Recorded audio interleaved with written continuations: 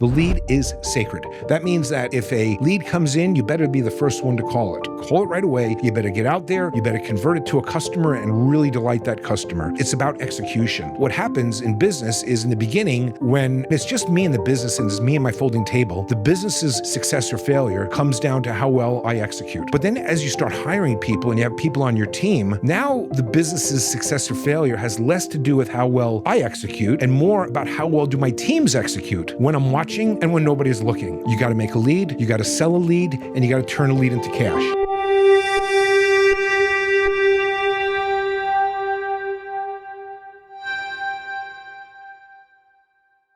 This episode is brought to you by One Accord. If you're a business owner thinking about a transition or exit in the next few years, listen to me. The number one reason that companies fail to sell or sell for far less than they should is really simple. The business still depends on the owner. You've heard it 1,000 times on this podcast. One Accord's Oasis strategic planning and execution system helps owners build leadership alignment, operational clarity, and discipline execution so they can run and grow without them. That's what creates valuation lift. That's what makes you buyer ready.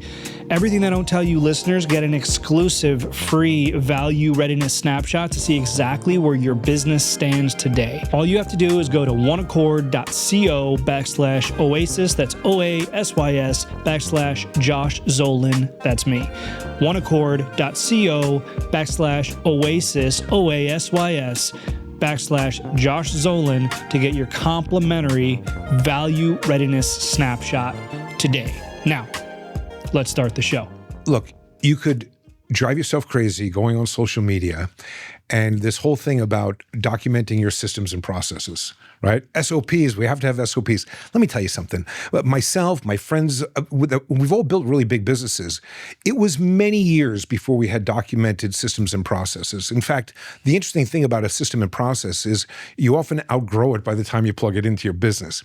What a business needs before they need systems and processes, because that's the what of what you do, they need business disciplines. They have to understand what are the key disciplines inside of their business. I'll give you some examples. And when you think of business disciplines are timeless. Like one business discipline is the lead is sacred. That was one of our business disciplines. Now, we could talk all day long about what systems and processes we need in order to treat it sacredly. But the lead is sacred as a discipline. Another discipline is, when we're done with a job, we get paid in full. That's a discipline. Another discipline was that we don't ever want any one source of marketing to be more than 20% of our business. Another discipline was we want to replace the bottom 20% of sources every year. These are core disciplines. And I think business owners and business leaders would serve themselves well if before they drive themselves crazy thinking about documenting all these systems and processes, start by the why. What are your core business disciplines by department? Come up with those. And even if you don't have excellent SOPs, if everybody in the business understands the disciplines, they'll be a whole lot better because of it. And it's a lot easier to approach than having to document an SOP. Disciplines are what generate business. Okay, so help me understand, Sure. How many disciplines should a business have, and how is it different than values or principles? Yeah, well, I think values is, what do we stand for, what won't we tolerate, right? And I suppose you can call it a business value or a business discipline.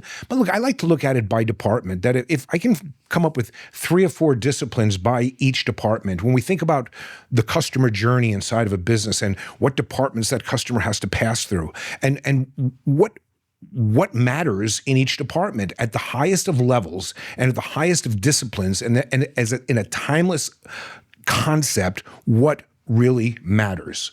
Because when you get that right, it also makes it much easier to train the SOP when you have it. This is the discipline, and this is why we have this system and process. It's to honor this discipline.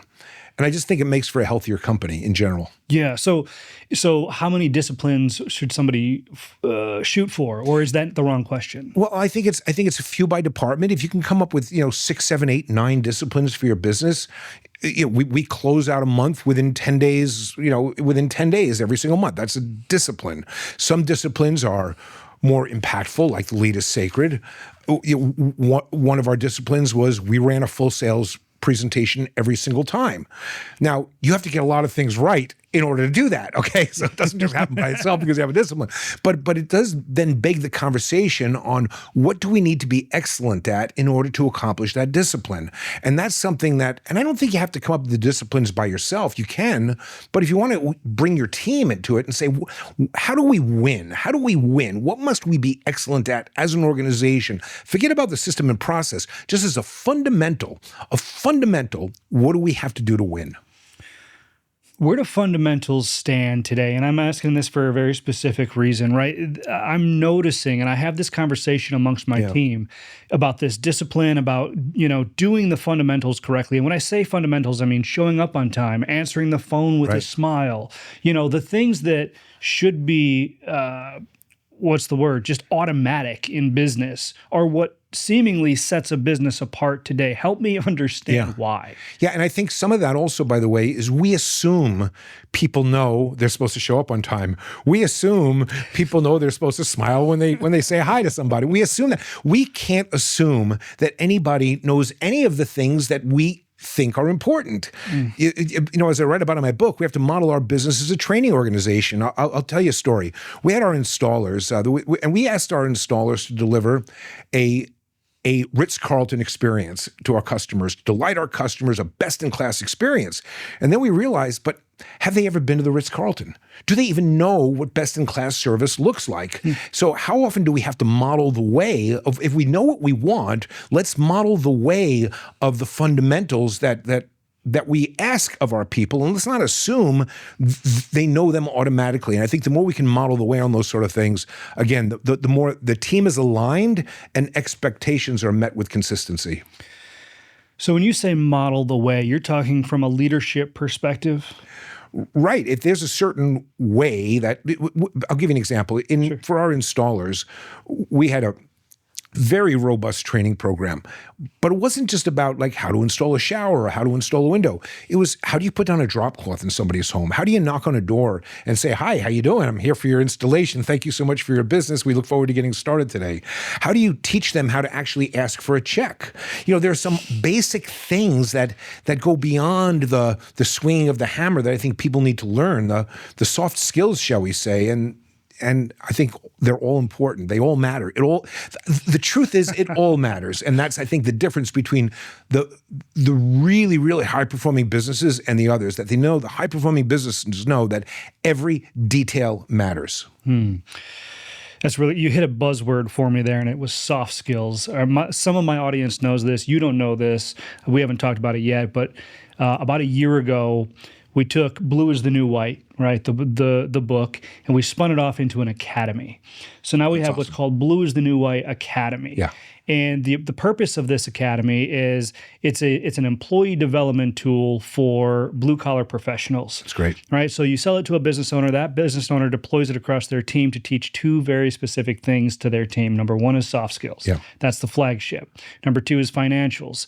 And just enough financials for the team to know how their day-to-day actions impact the bottom line of the organization, and in turn, what's in it for them. Yeah, that's great. So I really like that you use that term soft skills, and we're going to get probably a little bit more into this, but on a high level, where would you rank soft skills against hard skills for anybody in business? Yeah. So what I love about the blue-collar industry, okay, it doesn't matter what kind of car you drive. It doesn't matter what kind of home you live in. It doesn't matter whether or not you went to college. I never went to college until I was way older, as you know from my book. None of these things matter. You can have the career of your dreams. You can have the business of your dreams if you show up right, if you have the right energy, the right attitude, the learning mindset, all of these things that have absolutely nothing to do with talent at all. So to me, I would rather bring people on my team that they're hungry, that have energy, that are passionate people, and it's interesting, if I may, if I were to ask you, I'm going to put you on the spot since, it's a conversation. When you think about the best sales rep, the best manager, the best leader, what do all these people have in common? What is one trait that they all have in common, in your opinion? Drive. Yeah, so drive is one of the things, right? So what causes drive, right? And how do you teach hunger? How do you teach somebody to be hungry? I think it's one thing that when I think about whether it's the top athletes or the top performers in any organization, It's love. It's love for the industry. It's love for the numbers. It's love for the customer. It's love for the KPIs. It's love for the fight every day. It's love for the development and training of people. It's love for the personal challenge. And you think about athletes that absolutely love the sport. Love fuels excellence. That's what, in my opinion, gives the drive. So when we think about soft skills and bringing people on board, sure, we can teach them how to swing a hammer, but how do we get them to love the industry? Yeah. How do we get them to love the business? And I think when we do that, everybody's better off. How loaded of a word is love in these industries? I think it's crucial because when we think about passion, we want to be passionate. Yeah. Well, then we have to love it. Yeah. And the other thing that I think fuels love is gratitude, right? How do we always remind ourselves, even in the most challenging days, that boy, oh boy, are we fortunate? How grateful are we? Look, I'm the luckiest guy in the world. I'm grateful every day. And the more grateful I am, the more what comes with that is a responsibility, right? There's an accountability. If I'm growing and developing others, I'm accountable to that. I'm responsible for that, but I'm also grateful for that too. So it's both accountability and a privilege. It's both. Oh my gosh. Okay. So I can already tell we're going to take this in a ton of different directions, and the value that I'm already getting is incredible. So I want to kind of take it back a little bit, set the stage. Brian, I read that you started your business for somewhere around $3,000. Okay. And the last I heard, and I don't know if this has been updated, the last I heard is that you were nearing $1 billion in lifetime sales. Correct. Okay. So I'm very curious. What was the goal when you went in? Like, are you at all surprised, or is it, did you go in with this intent? What was the goal? Well, let's face it, what most business owners have in common, it's not like we went to Harvard Business School, came up with a giant business plan and launched a blue collar business. We probably worked for somebody that was like a jerk, or we picked up some side jobs. We needed some more money. And next thing you know, we're getting a little bit of traction. And before you know it, we have a business. We have to hire people. Now we have a team. Now we have a business. And in all fairness, we never know what we're doing, right? Because look, when my business was $3 million, I never ran a $3 million company before. Or when it was $150 million, I never did that before. So I didn't have this grand master plan of building what I built. What I wanted to do was I wanted to create something that was more than a home improvement company. I wanted to build a brand that was woven into the fabric of the communities that we served, okay?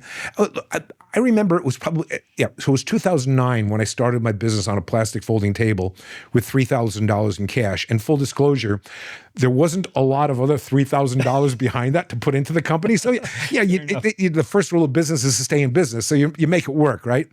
But what I found was that even that, when you think about discipline, when you don't have a lot of money behind you doing something, everything matters. Every detail matters. Everything matters. But look, I remember having a conversation with my production manager, and it was 2010, maybe 11, and we're standing in the warehouse, and I said, boy, you know what we want to do is I want to build a $10 million company because that would be a whale. And back then it would have been a whale. Now that's not a whale anymore. So, but what happened was unintentionally, the business attracted terrific people, and the people grew, and we grew people, and we were in the business of not just building products, but building people. And when you start to build your bench strength, and you start to have teams, and you start to have people that have real great talent, the business really grows. You're kind of guiding the business along the growth. You're not really the only one growing it. So it was a fun journey. We're going to circle back to what that means in a bit. But before we do, what's the one thing that somebody should understand if they're listening right now and they've got that $3,000 and they put it on that folding table and they said, I'm going to start a business. What do they need to know? What's the one thing? The lead is sacred.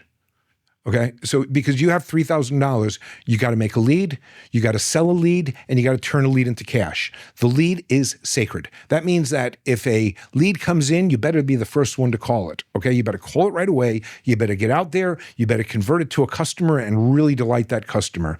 To me, it's about execution. Now, what happens in business is in the beginning and we'll probably talk more about this later, is that when it's just me in the business and it's me and my folding table, the business's success or failure comes down to how well I execute, right? Mm-hmm. How well I do my job every day, how hungry I am, and all that sort of things.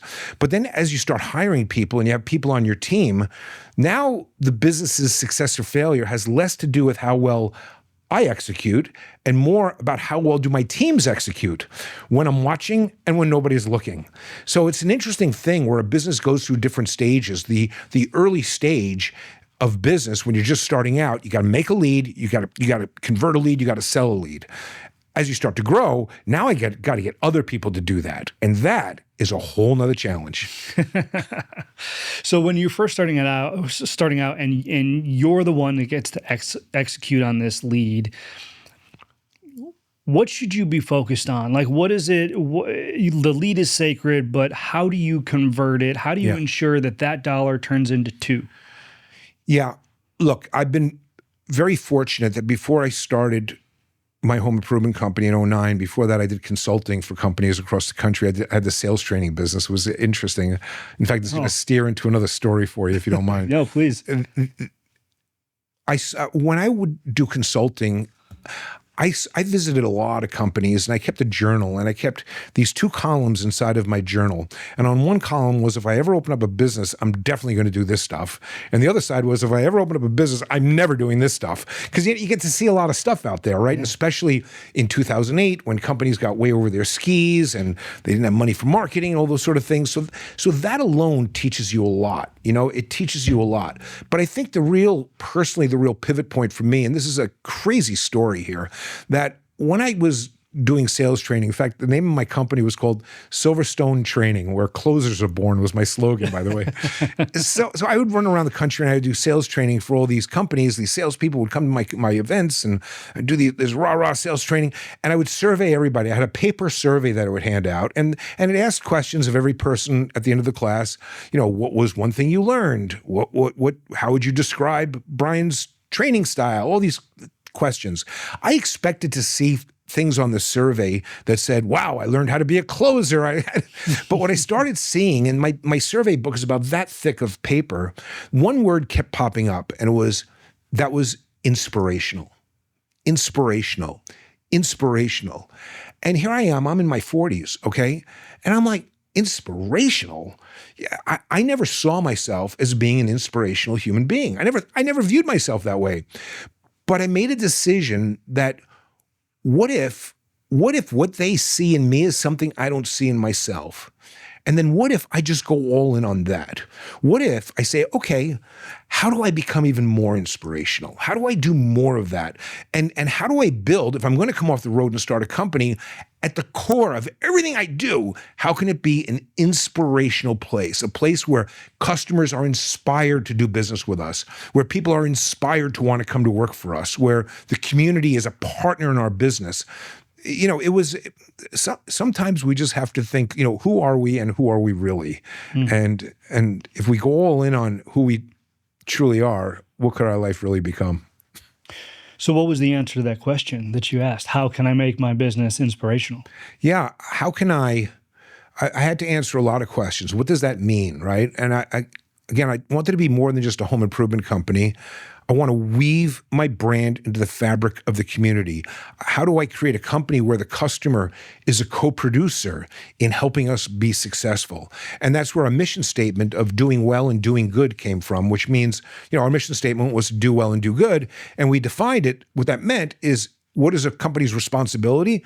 It's to make a decent profit, but do so decently. And how can we be decent at it? And if we can get the customer to want to do business with us because of the good we do in the community, how much better of a business will we have? So it just started this whole big vortex of change. Brian, how many liberties did you take in your book? Like when I ask that, I mean, how much of it is based on real life experiences? So the people ask me all the time, and if you haven't read the book, to those that are watching this that haven't read the book is split up into two parts, right? So the first part is a business parable, right? It's about a contractor that's struggling with burnt out employees and frustrated customers, and it's a train wreck. And then the second half is more about strategy and implementation. Yeah. And in the book, there's this the contractor that's struggling, and then meets this mentor named Marty. George and Marty, right? I was both people. Yeah, I almost said it, but I didn't want to give it away. And I thought there may have been elements from both. 100%. In fact, when Marty gives a tour of his office, anybody that ever worked at one of my businesses, Tundraland, it's a wink to anybody that's ever been there, because it was just a tour of our business. So it's just kind of funny. So yeah, business is tough. It's tough. It's easy for things to creep in our head, like imposter syndrome when we're growing. After all, we've never done some of the things we're doing, and we never have all the facts in front of us when trying to make decisions. And the other thing that comes with it is that we could talk all day long about empowerment, right? Well, empowerment. We want to empower empowered people. And the truth is that if I asked most business owners, do you want to run a business where you micromanage everybody? They'd be like, no, I don't ever want to run a business like that. Yeah. Yet we fall into that. And but here's the thing. That's because it's fair that you do. Okay, it's fair. You're all in on your business. You've got to micromanage every single detail. And when I sold my businesses in 2021 and 22, at the time our marketing budget was $21 million a year. $21 million a year. Imagine empowering somebody to spend $21 million a year on marketing. That doesn't happen overnight. I had to get there, and they were empowered to do so. But look, when you're all in on your business, it's hard to just say you're empowered. I'm releasing control. Because if the business fails, it's detrimental to your family, to everybody. So the natural thing is to want to hang on to things. And when we try to hang on to things, we're unintentionally micromanaging. The question is, how do you get out of that endless circle? Mm-hmm. That's the real challenge. And so micromanaging, this is kind of like one of those danger words in business, right? And you hear it from both sides. You hear from the employees of the organization, you hear from leadership and everybody in between, like micromanaging. Oh, I hate being micromanaged, or not. I hate micromanaging, yet here we are. Right? So I guess, like, where do you weigh that against the opposite, which is complete autonomy? Yeah. Well, look, empowerment without levers of control becomes anarchy. Okay, so we want to empower people, but you have a couple of kids, right? And I'm sure you've taken them bowling, right? Yeah, and you know how they have those little gutter guards that come up, and they can get as wild as they want with the ball in between those gutter guards, but it keeps them on the lane. That's kind of what levers of control are in a business. We have to say, okay, you're empowered, but what are the gutter guards? And yes, does some of that come from your mission and vision and core values? It does, but it's even more actionable than that. This is, and part of the empowerment thing, my son, by the way, which is pretty interesting, my son is, one of my kids is 34 years old, and he's the co-owner of one of the businesses that I sold to my leadership team. It's a Renewal by Andersen window company in Wisconsin, where there are more cows than people. And they'll do $120 million in replacement windows this year. He's got three things that he tells people when he brings them on board. The three things he won't accept: negativity, disrespect, inaction. I love that. I love that inaction is one of those things. The thing about empowerment is that we need people to take action, and we have to give them permission to be wrong. Now, it's okay to be wrong, just don't be wrong for long. And I think that's part of what we have to teach. But if we don't allow people to be wrong, we're telling them don't make any decisions. And that's a horrible customer experience. So that's where I think you have to start to take the training wheels off of people and allow them short failures. You might have to be there to catch them once in a while, but you have to start somewhere. Where do you think this culture, mission, vision, values conversation, where does this stand in the blue collar field compared to other fields? Is it the same or is it different? Oh gosh, I think if you're an outsider looking at the blue collar industry, you have this idea that blue collar, rough and tough. The truth is, we're in the service industry. We're dealing with people every day. We are the warmest, kindest people, in my opinion. And what's so interesting is that 99.9%, what makes the blue collar industry different is 99.9% of everybody on my team was interacting with the customer, either over the phone or face to face. That doesn't happen in manufacturing and all those sorts of things. So look, I think the blue collar industry is hungry for purpose and direction and culture and meaning and providing a great life for people. And then the joy we get when we see somebody that is buying their first home or now having a kid or getting married. And you know those stories. I'm sure you've had them in your business, and it just lights us up. And even when we think about our own progress in life, and how our younger self is probably laughing at us, or maybe my high school social studies teacher that thought I was never going to accomplish anything. It's just, look, that's what I love about the industry. Yeah. I'm curious, Brian, what was your leadership style before you ever owned businesses? Yeah. I'll start with there. I'll ask my follow-up after I hear that. Sure. Well, I think it's evolved. And I think as the business has grown, as my business grew, my leadership style had to change as well. Again, when it's just your leadership style means staying in business.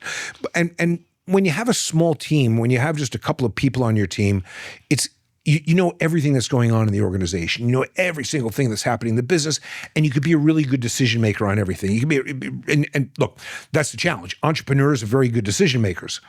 The downside, which again goes back to the empowerment thing, is that we tend to make decisions in isolation. When there's a problem, we're solving it. And when we solve a problem in isolation, we're actually robbing somebody of a training opportunity. Somebody didn't learn something because we solved something in isolation. So I had to learn how to not necessarily solve things so quickly. But I also had to be at peace as the business grew, that while when the company was small, I was probably the right decision maker for any problem that came up. But as the business grew and grew and grew, and when I sold the businesses, I had 600 employees. At that point, I'm no longer the best decision maker for every problem inside of the business. I'm way too far removed for that. And I have to know that, and I have to teach people how to make decisions. As much as I teach them anything else, how do I teach people how to make a decision? So pre-owning a business, I don't even know that I could put my finger on having any real clearly defined leadership style. To maybe because I did sales training, I was really more about process. Okay. That a sales presentation is a process, and if you stick to the process, you will have a certain result over a period of time. When I started my own business, I realized that leadership is a lot more than process. It's really about helping people not just realize their potential, but actually reach it. How does leadership change? Like when you let's pick maybe 3 or 4 pillars of the business, or that's the wrong word, stages of the business. Yeah. Okay. Because one thing that I've noticed in my own business journey, Brian, is that I needed to show up different as I hit certain milestones in the business. And to me, that was wildly confusing because what worked when we were 5 people did not work when we were 50 people. Yeah. So what are those stages? Like, let's do maybe, somebody with a group of 5, somebody with 50, and somebody with 500. Yeah. So look, again, at 5, I think you're having a Christmas party around one table, right? Yeah. So you all know each other. You relate to each other. It's really hard to let somebody go when there are just 4 or 5 people on your team. Everybody's so intertwined, right? So I think leadership is really about getting to know people and figuring out, what's working inside of your business. When do we win? But also also figuring out how do you replace yourself, right? Because you have to hire to your weakness as soon as possible, especially when you have 4 or 5 people there. You're probably the bottleneck in everything, right? And you're not sleeping at night. And I get all that stuff. Look, when we had probably 40, 50, 60 people on our team, I had this realization. I remember when it was. It was an epiphany, actually. It was what it was for my own leadership journey. I remember the weekend. It was the first weekend in August in Wisconsin. I know when it was because we used to sponsor this music festival. And now, mind you, one of the businesses we were in was one-day bath remodeling, right? We were in a one-day bath space. So we would set up our bath displays at this music festival to set appointments. But rather than putting like soap and shampoo in the bath displays, we would fill the bath display with music instruments, microphones, and speakers, and we would invite people to come on by and sing in our shower. And once we got a certain amount of people singing in our shower, we would send a kid to music school for a year. It was part of our whole do well, do good thing, right? And so I know when it was when I had this epiphany, because it was after we selected that kid. My wife and I are sitting out on the porch of our home in Appleton, Wisconsin, just reflecting on community and business and feeling good about it. And I realized, because I'm trying to grow my business with about 50, 60, 70 employees, that the business, if I really want to grow a business, the business can't outperform the capabilities of the people on my team. The business can't grow past my team's capabilities. If I want to grow a business, I have to commit first to growing the people. And that gave me absolute clarity at that size of a business as to what is my role. Because our role changes. To your point, you said that our role changes. I realized in that moment, my role was all about developing others, and everything I was doing that was not focused around that was a waste of time. It was a distraction. So that meant, how do I not look at my laptop when I'm in the office? How do I just work with people? How do I segment my time properly so I'm really focused on development? When you have 4, 5, 600 people, boy, it's about org chart clarity. It's about KPIs. It's about daily reporting. It's about it's about structure. It's about replication. It's about scalability. It's also about simplicity. I would say that when my business had 5 people, we had this saying that the saying was, I apologize for my language, it was, just sell shit. That was our saying, okay? Yeah. Let's just sell shit. Doesn't matter what you're selling. And we would sell all kinds of stuff. We'd sell sunrooms. We'd sell whatever we could. And I learned early on that even though we sold stuff, we didn't make any money on the stuff we sold, okay? So in the very beginning, we weren't making any money. And I realized that, we had a chaotic business. While chaos can produce revenue, it's discipline that produces profit. And so we had to learn, when we talked earlier about the disciplines of business, we had to learn that it does require discipline to be profitable. And at scale, it's really easy. When you have 400 or 500 people, you can have margin shrinkage, losing a half a point here and a point there everywhere if you don't have the right business disciplines in place. Oh, man. You're speaking my language, man. This is a lot of fun. So, okay, so we've got the 5, we've got the 50, we've got the 500. I'm really interested in the 50. This is where this is the closest to where my business falls today. You had said, I mean, you were very candid here. You said it's all about personal development, or it's all about developing your people. Correct. So was that? I mean, and I just want to push on this for a minute. Was that like your entire agenda all day? Was just how do I pour into my people? And is that all of your people or your leadership people? Yeah, well, it's a combination, right? It's a combination. Of course, I don't want to circumvent the managers that I had in place. Sure. I want to add value without compromising their leadership, right? So it's a delicate balance, but it doesn't mean that I can't walk up to somebody that I hear on when I'm walking through the call center that makes a really great call and just say, "Oh my gosh, that was really an awesome call, and here's why you did such a great job at that. I'm so proud of you. You're going to go places. Keep it up. Keep on rocking and rolling." It also means I have to be clear on what opportunities are out there for people and what do they want to grow into, and that if anybody's, I remember that one of my call center agents she came into my office. She was so nervous. Her name was Liz, okay? And so if she watches this, she'll chuckle. She she came into my office with a piece of paper shaking because she wanted to read something to me, and it was nerve-wracking. It was this whole piece of paper that talked about why she really has a passion on going into HR. Now, at the time, we didn't have an HR director. We didn't have one, okay? So it's like, oh, well, we don't have one. why don't you just do that? And it was great. And it turned out that she just grew into that role, and she was just so happy that somebody gave her a chance. And was it perfect in the beginning? No, but I wasn't perfect in the beginning, okay? So in all fairness, we're all trying to learn together. But, can I help her with the resources? Can I help her with time for school or funds for school or anything like that, and help her grow into the role? And look, when COVID hit, she was the HR director that had to, she got a PhD in human relations during COVID. Let me tell you, she was terrific. So I think it's a matter of creating space for people that they know they can grow into inside of the organization, always challenging even the org chart in the company. Do we have people in a role? Are we giving them a job, or are we giving them a mission? Right, inside of the business, and how are we building our bench strength? When we asked earlier about me growing such a big business, here's the truth. The truth is that what we were excellent at was building bench strength, okay? We really drove leadership deep within the organization, whether it was through a squad leader org chart in the sales team where we had groups of pods of 4. So every pod had a squad leader for the exposure to leadership, or in the marketing team or in the production team. What happens is when you grow bench strength, okay, in business, you have to come up with things for these people to do. Otherwise, they're going to go do it somewhere else.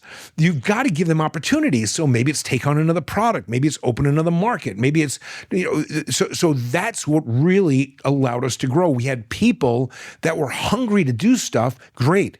Me as the business owner, how do I create an environment where they can be successful in it? And that's about developing people as much as it is anything else. How do you avoid the Peter principle in all this, right? Because I've been in situations, Brian, where I've been told sometimes I believe in people more than they believe in themselves. And that can be good and bad, right? I've been in situations where that has inspired people to really live up to their potential. Sure. And I have been in situations where it has completely crumbled people and they've left the organization as a result. So how do you bridge that? Well, first of all, I will share with you good, okay? Good that you believe in people more than they believe in themselves, and it's fair that it doesn't always work. And yet, you still must continue to believe in people even when they don't believe in themselves. We should never stop doing that because, again, sometimes, look, to me, I had this notion that, look, if somebody wants to stick their hand out for help, even if they can only stick out 3 fingers, I'll go out and I'll grab them the rest of the way and pull them in. If they're not willing to stick their fingers out for help, then there's not much I can do with that. But look, I don't mind advancing somebody and maybe they've hit a ceiling in that role. That's okay. They can still live in that role, or maybe they need to take a step back.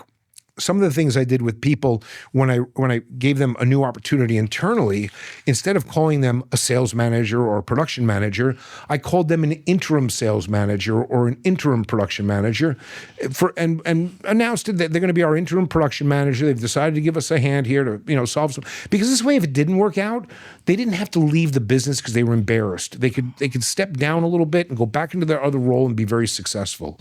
So I think we have to be able to, when we grow and develop people, give them an exit ramp in case it doesn't work out. I think that's as important as anything else. Wow, that's really interesting. I don't think I've ever seen it from that angle. That small word interim really just makes a world of difference. Because my next question was going to be asking somebody to step back or step down or step into a previous role. I don't think I've ever seen that work in my experience. Yeah. That's right. But I've never tried an interim label. Yeah. If you frame it right, it works just fine. Interesting. What's so fascinating is we had, I can't tell you how many KPIs we had in our business, right? We measured everything. We were analysis paralysis sometimes. We measured everything. I can tell you closing average by appointment time by sales rep, you name it. Okay. Anyway, but the one thing I never measured was our turnover rate, because it was so small, it wasn't worth measuring. It was so insignificant, it wasn't even worth measuring. It just was been a waste of time.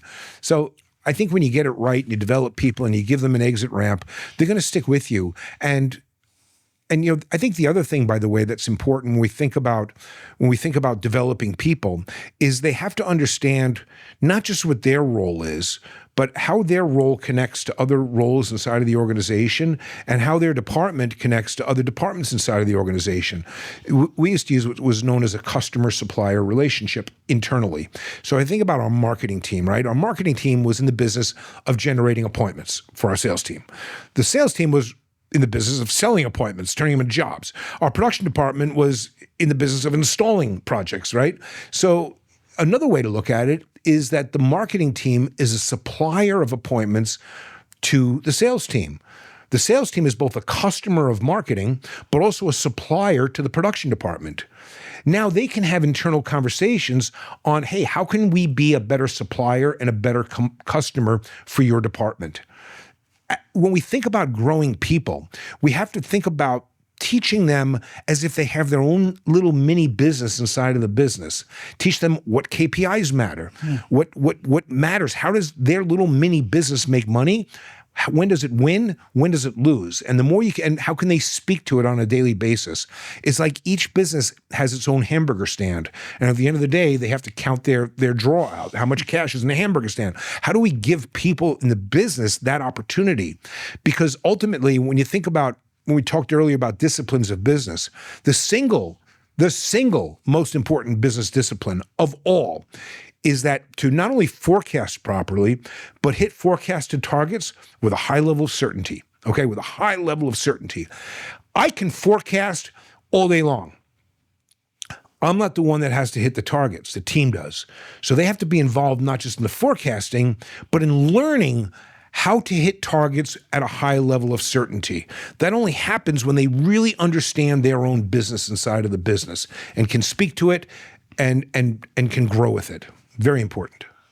Yeah, that's and this is bringing up so much for me, right now, because this is something. These are things that I learn as I go, right? Yeah, and we all do. Yeah, and thank God, because I don't know where I'd be. Or sometimes we don't learn, and we have to learn a couple of times. Yeah, right, exactly. And so I guess this morphs into, I recently, embarrassingly, after being in the leadership role in my organization now for 15 plus years, we've been in business for 20 plus years, 22 years. We're finally coming up with KPIs for every department. We had our overarching KPIs, our business KPIs, but to your point, it's really hard for people to connect the dots and what their role is, Correct. If you don't bring it all the way down to where the rubber meets the road. So one of the things that I have put in place starting 2026, and I can talk about this because this episode won't air until 2026, but for I call it my MSO team, my market service operations team. I've got one operator for every market. Essentially, it's, okay, our profitability goal is X, right? So their profitability goal per market is, X, Y, and Z. And once they hit their profitability goal, incrementally, every 0.5 step after that, they get a portion of the profits that are generated for that market. Really, there's a lot of buzz and excitement, around this. So it's a long way of asking, where do incentives fall in this conversation of hitting? Because it's one thing to hit a KPI. It's another thing to be rewarded for it or feel like, your success is directly related to your contribution. Correct. And the risk is sometimes we come up with the wrong KPIs or compensation structures, and we're trying to compensate people in a variable model under things that they don't necessarily control. Mm-hmm. And that's when you get role conflict. And that's a big problem as a business leader. But look, let's start by saying, as a general discipline, okay, one of the many business disciplines, everybody in the organization needs a daily KPI. Reason being, everybody in the organization, at the end of the day, deserves to know whether or not they had a good day. They deserve to know whether or not they were productive. When they put their head on their pillow at night, did they have a productive day at work? I don't know. I don't know what they're measuring me to.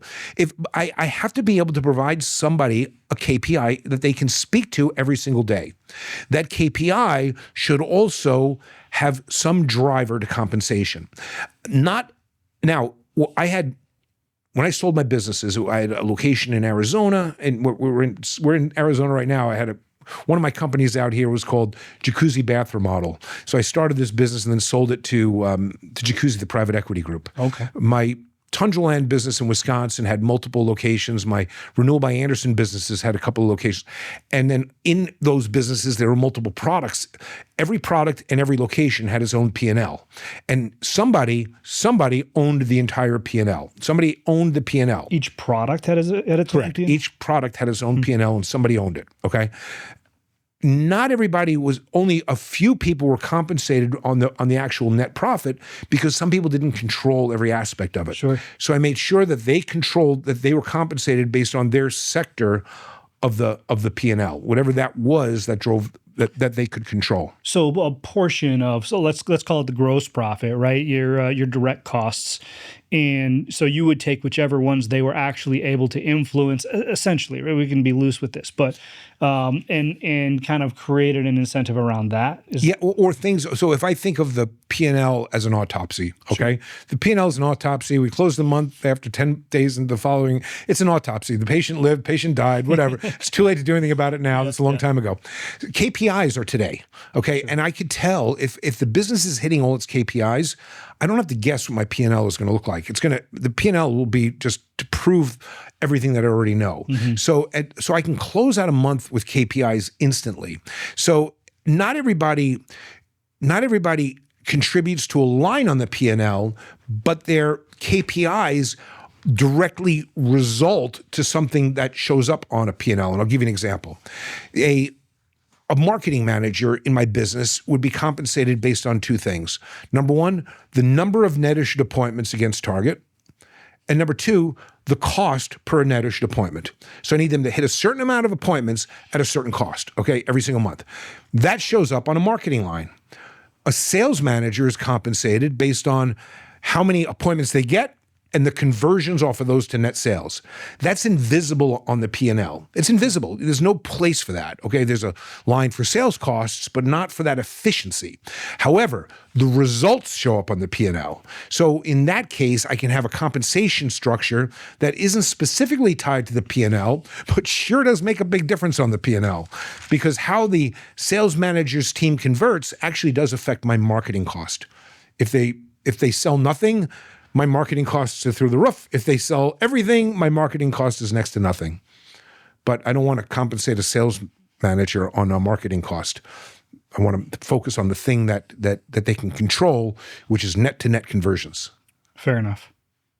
You've said before, Brian, that culture is built. It's not bought.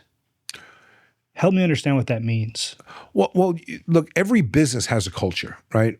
Every business has a culture, and we have to ask a couple of questions. First of all, what is business culture? And to me, it's a shared set of how people think, feel, and behave inside of the business when people are watching and when nobody's looking. That's the culture, right? Whatever you want it to be. But then we have to say, well, what is the purpose of a business culture? And the purpose of a business culture is it's so that the business can achieve its aspirational goals. What are the business's aspirational goals? If it's to become a world-class organization, to hit whatever, $100 million in revenue, whatever those aspirational goals are, that's why the business culture exists. It's to do that. Why you could think about being a Packers fan since I'm half the year in Wisconsin, right? You know, the purpose of a team culture is to win games. That's what it's for. The purpose of a business culture is to win its aspirational goals. So as a business leader, you know, what is our role in crafting that culture? It starts by starting with what are the aspirational goals of the business, right? And what type of, and how do we need people to think about what they do at work in order to help achieve them? Now, people are going to decide how to think about the business based on how an organization hires people, fires people, promotes people, compensates people, and trains people. If you work for me and you're a real jerk, okay, but you're friends with my kid and I promote you, people in the business are going to think a certain way about the business, and that's going to affect the culture. If I terminate you and you were surprised that you were terminated because you never had a performance review, and mind you, I've made these mistakes, by the way, okay? I'm not, I've certainly fired people for the wrong reasons and hired people for the wrong reasons.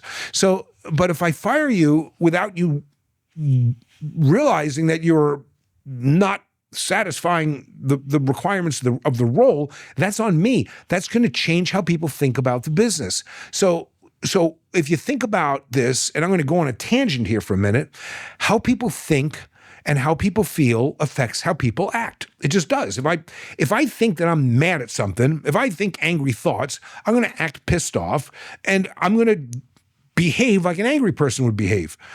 How your team behaves determines, are they showing up on time? Are they looking for a job when they get off of work? This is all driven based on how they think. Think about, have you ever worked for a jerk? Yeah. Okay. When you were not at work, did you ever look for another job? Yeah. Yeah. So how you think about the business affects how you behave. So it determines whether people are showing up on time, whether they're trying their hardest, whether they're looking for another job, whether they're taking work seriously and personal ownership. That is the business performance. How those things happen determines organizational performance. What drives organizational performance is culture. What drives culture is how people think. There's a lot there, Brian. There's a lot there. No, that's good. So I'll start by saying I'm a Bears fan. Okay. Great team this year, by the way. Great team. Thank you. Not given the respect they deserve. Oh, man, I appreciate you saying that. Okay. Oh, a nice Packers fan. That's fantastic. Culture. Okay, so here's a scenario. May or may not be speaking from personal experience. Sure. Right? You start a business. You have no idea what you're doing or what that means or what culture is, or even if if that's important. That's right. Correct. And you start bringing on people, and the culture. Let's say it evolves on its own. Let's say it's created not by you with intention, but by the people you bring in by chaos or by accident. Yeah. You get to a certain point, you realize, oh shit, this isn't working. That's right. How do you fix it? Yeah, it's really hard. Okay. So I have fallen in the trap of hiring the top performing sales reps from my competitor because I figured, well, they're top performing sales reps. Let me hire them. You know what? It's never worked out. First of all, there's this book about success isn't portable. That just because somebody was successful in one organization doesn't guarantee that they're going to be successful in yours, because the culture allowed them to be successful. But what they do come with is well, we used to do it this way, and all of that baggage that comes, and they bring their own culture. And I think the challenge to rapid growth, by the way, is that you have a lot of colliding cultures that come together quickly. If you don't have a really good way of onboarding people as a reset on this is why we exist, this is what we aspire to become, this is what we believe in, this is what we don't tolerate, this is your role, this is your opportunity, this is how performance is measured, all of those sorts of things, then of course the culture is going to take on its own flavor. And it can get away from you very, very quickly. In the beginning, you don't even know you need that stuff, okay? In all fairness, you're just trying to stay in business. You're just trying to hire somebody to go out and do something on a job site. I get that, okay? On the same hand, we also have to realize that we know when something isn't going right. We know when there's an attitude problem in our business. The truth to this is that when we're small and we have a top producer that's giving us attitude, we can't always afford to do anything about it. We tolerate it because, oh my gosh, I really need the revenue this person is producing, or whatever that excuse we come up with. But we also have to know that our culture is shaped by the lowest level of acceptable behavior. That once we tolerate something, what we really do is we're attracting more of it. We attract what we tolerate. I think of it this way. In our business, if you think about, let's say let's say you and I are doing a monthly mastermind together. Okay, we're doing a monthly mastermind. There are 20 other companies on this mastermind, and we're doing it by Zoom. And we see the first month, maybe 3 people have their cameras off. Okay, I promise you, if we don't call that out, the following month, 8 people will have their cameras off, and then the following month, everybody will have their cameras off, because who really wants their camera on, right? So what we tolerate, we actually attract more of. And so we as business leaders owe it to the culture of our business. We don't owe it to our business. We owe it to the culture of our business. If it means something, we have to decide that every time we tolerate something, we're accepting a new standard. It's really a new standard inside of the business. And we're saying, okay, that other stuff, that's no longer the standard. This is now the standard. This is wildly enlightening for me. So I have a phrase that I'm about to alter now, but I have a phrase that I communicate to my leadership team, and it's, we get what we tolerate. Right. You just shattered that in my mind, because you attract what you tolerate. Correct. Is so much more impactful than even you get what you tolerate. Yeah. And if any of my team is listening to this or watching this right now, they're going to be like, oh my God, Wow, that's really interesting. So where do I want to take it from here? I have so many different questions for you, Brian. Well, we can talk about, we go back to the guardrail thing on the bowling alley, right? It's a broad statement that might sound good in a business book, that, you have to watch out what you tolerate. How do we know what's acceptable, right? Look, it's easy on the big stuff. Okay. Yeah. It's easy on the big stuff. Like, you were inappropriate with our customer. I'm sorry, that's not allowed. But it's that other stuff, right? It's the other stuff. It's being 3 minutes late to a meeting, right? It's that stuff. It's stuff that we convince ourselves maybe isn't that bad. That stuff, that maybe, that's not a big deal. But then again, you're saying to yourself, so am I supposed to micromanage my culture? Is that because if I'm saying you can't be 3 minutes late to a meeting, is that empowerment or is that micromanagement? Sounds like micromanagement to me, but the truth is, it's not micromanage, it's a standard. It's a standard, and the standard is the standard. There is no deviation from the standard. If you're 3 minutes late to the meeting, a meeting door should be closed when it starts, and anybody that's 3 minutes late doesn't get to come in. That shuts that down pretty quick. But if you allow them to be 3 minutes late, they'll be 5 minutes late the following. And then before you know it, everybody will be 10 minutes late, because I guess that's when meetings start. They start 10 minutes after the hour. They don't really start on time.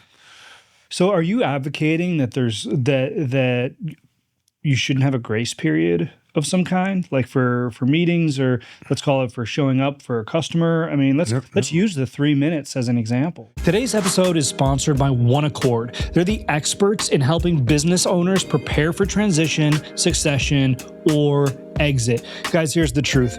Most business owners wait way too long. They know they should build stronger leadership teams, document processes, clean up the financial reporting, all the things that we talk about on this show, but they stay stuck in the day-to-day operations, and the business just never truly becomes transferable. One Accord's Oasis system, though, changes all that. It's a proven framework that helps you create alignment across your team, build disciplined execution habits, which is huge, and increase company value, which is the entire point. So when you do decide to transition, you're not scrambling. You're ready. Buyers notice the difference. Trust me, multiples increase, and you, the owner, get the transition on your own terms. Everything they don't tell you, listeners, get access to a complimentary value readiness snapshot. It's a short assessment that highlights your strengths, your risks, and the hidden opportunities to grow enterprise value for your own company. Start your value readiness snapshot at oneaccord.co/oasis. That's OASYS /Josh Zolin. Again, that's oneaccord.co/oasis, OASYS /Josh Zolin. That's me, for your exclusive podcast offer. Back to the show. Yeah, no, I think if a meeting starts at 9 o'clock, it starts at 9 o'clock. We're recording from your home here, right? Yeah. And you sent me a note, and I appreciate it. And it was, it starts at 11:30. You can be up to 15 minutes early, right? So I made sure I was a half an hour early, and I found this great little spot around the corner from here where I got this like meatball kind of bagel thing. It was great. Anyway, but I wanted to make sure that I'm early because I don't want to be late for my meeting. I want my sales reps, when they're showing up at a customer's home, I'd rather them be 2 minutes early than 2 minutes late. That's a standard. You know, I respect your time. People need to respect each other's time. They're busy. If we have a 9 o'clock meeting, it's not a 9:05 meeting. Otherwise, we'd set it for 9:05. Great answer. So let's translate this into not something so simple like like time, but something a little bit more vague. Like, what qualifies as disrespect? When I say that, I mean, like, you have your cut and dry disrespect, right? Somebody's calling somebody names in the office or something, but then you have like sarcasm, like subtle, like, you know what I'm talking about? Things that kind of just simmer in the organization. How do you treat that? Yeah. So part of our culture was the idea that, and it was one of our core beliefs, is that, you know, we believe in ourselves and we believe in each other, right? So our behaviors have to reflect that we have to be impeccable with our words, and it's not easy. That how should you communicate to somebody you believe in? And sometimes that has to get called out just simply by asking that, instead of saying, "Hey, that was a little snide," you know, that was a little snarly.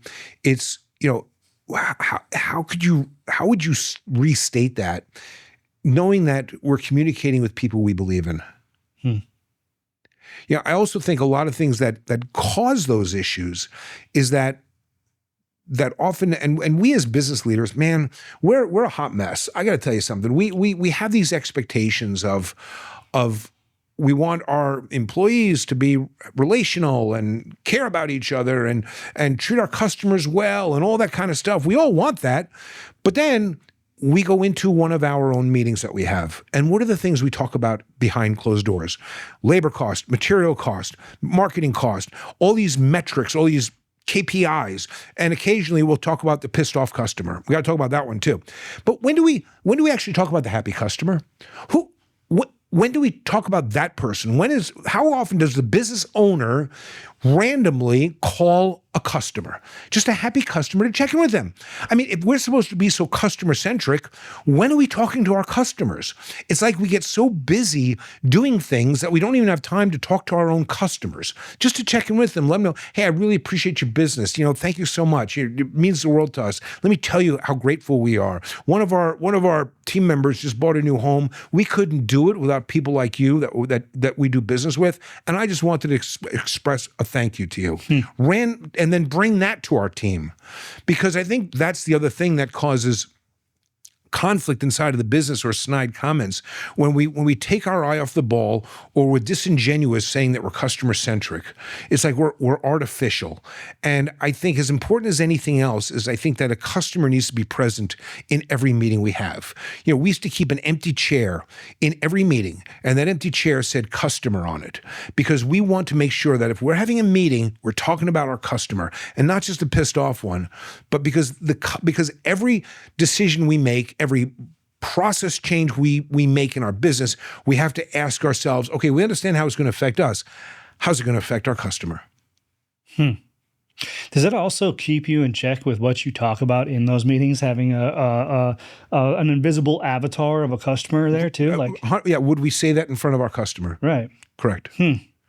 Well, that's really interesting, and I love the angle, right? Because you're absolutely right. Like, we'll sit in a meeting and we'll Monday morning quarterback, a shit situation that we completely stepped in it, and the customer's pissed off, and then by the end of it, we've been in situations too where it's like, we justify ourselves and, and say, okay, well, obviously, they had no right to be pissed off or whatever it is. Yeah. And I imagine that's a dangerous thing. We have to be very careful about that. We can very easily justify our own imperfect behaviors in life. Let me tell you something. I'm really good at rationalizing everything. Yeah. I think the other thing is that what happens when you're in a team environment and trying to solve a problem inside of the business, and if I come to you and I say, hey, what happened with Mr. Jones's house or Mrs. Smith's business? What happened here? The natural tendency is going to be the blame game. It's like, well, it wasn't me. It was the sales team. It was that person. It was George. He did this. And as important as the other thing that leaders need to do, if you're really trying to get to the core issue and not just solve a surface problem, is you have to remove people from process. You have to start off the conversation by saying, hey, look, I'm not sure what happened with Mr. and Mrs. Jones's house, but I'd like to talk about it. I know we have the right people. Help me understand, where do you think our process is broken that led us here? Where is our process either broken or our system inadequate that's creating this kind of a result? Really focus the team around the process, and I think you'll really get to the core issue much quicker. It's been my experience, Brian, that that's really hard to do. It's really hard to do. I totally agree. I love the premise behind it, and this is kind of like a not a warning, but just a disclaimer for the listeners. Like what you're saying is absolutely right. In practice, like this takes effort. It's not as easy as saying, oh, we're just going to focus on the processes, and now everyone's, going to take emotion out of it. Because when somebody owns a process in the business and you start to say what's wrong with the process, it's instinct, I think, for them to say, well, he's pissed off at me. Yeah. Yeah, that's why, again, that's why you have to say, look, I know you're the right person. Yeah. I'm really trying to understand where we can add to our process. But look, as I'm working on a second book, by the way, I'm about a third of the way through it. And so you'll have to come back on the show. I will. and this next book is a book on sales, all right? Oh, great. And one of the disciplines is the idea that, look, if you drive a 4-speed vehicle, right? There are 4 gears, right? Then reverse. There's actually a 6th gear, and the 6th gear is neutral. And sometimes the best gear to shift into is neutral, right? So it's about shifting into neutral. And sometimes as business leaders, we're just trying to get to the solid. We're trying to all gas and no brake. My nickname used to be the Tornado because I was all gas and no brake. Seriously, it would drive people crazy. Sometimes I just need to shift into neutral. Okay, I need to shift into neutral. I gotta. How can I? It's like this. When you're trying to fix something in your business, when you're trying to coach somebody up, there's a really big difference between being right and being influential. There's a massive difference. I could be right all day long. That doesn't mean somebody's going to change their behavior. I have to be influential. And for me to think about how to be influential, sometimes I have to first shift into neutral, okay? Because in the gear I'm in now, I'm all about being right. I'm all ears in this conversation. And that doesn't necessarily bode the best outcome. Yeah. Yeah, I think that's something that I need to work on personally, and my team knows that I try to temper it, but it comes out naturally in me of just being that, hey, we need to do X, we need to do Y, and we need to do Z. And by the way, we need to do the entire alphabet before that too, and we need it by Friday. You know what I mean? And it is just, I think, maybe inherent for entrepreneurs, the way that we think and the way that we work is like, no, neutral's not needed because there's only one speed, and that's go. and when we think about it, again, empowerment versus micromanagement, we need to do X, we need to do Y, we need to do Z, we need to do by Friday. That's not necessarily empowerment, right? And so that's what I mean. We accidentally, and we all do it, I still do it, we fall into that role that we don't want to be, where I'm better off asking the team, hey, let's state the problem that we all agree upon. Let's state the problem. What are some things we could do by Friday to change this? Even if I know the answer, I have to give them the space to wrestle through it in their own head. It's one of the things that, and now I'll share with you how I would practice it and how my managers would practice this, because this, in many ways, the same issues I have, the same issues my managers have. We want to solve problems right away. When somebody was missing target, right? Our entire business revolved around very specific daily reporting. Everybody reported to a number daily, and those numbers rolled up to certain people reporting to the executive leadership team on a daily basis, right? If targets are missed one day, I am not going to do anything about it. It happens, right? If targets are missed for many days in a row, well, now I have to get involved. And I have a choice. I can approach it like, why are we missing target? What the heck is going on? Or I can say, okay, I've got 3 questions for you. Number 1, what are the key reasons we're missing target right now? Number 2, what actions are you taking to fix it? And number 3, by what date will we be back on target? So I want to see if they can, A, understand the problem, create a solution in their mind, but also put a time and date certain to fixing it. That, now, if they say, oh, we'll be back on target by Tuesday of next week, and if we're not, okay, we can have another conversation around that. Or maybe it's a different conversation. But I have to give people the opportunity to exercise their problem-solving muscle. Mm-hmm. And when I go in like a tornado, trying to solve everything, I'm denying people of a training opportunity, and that is shame on me. And I deserve, and I owe more to my team than that.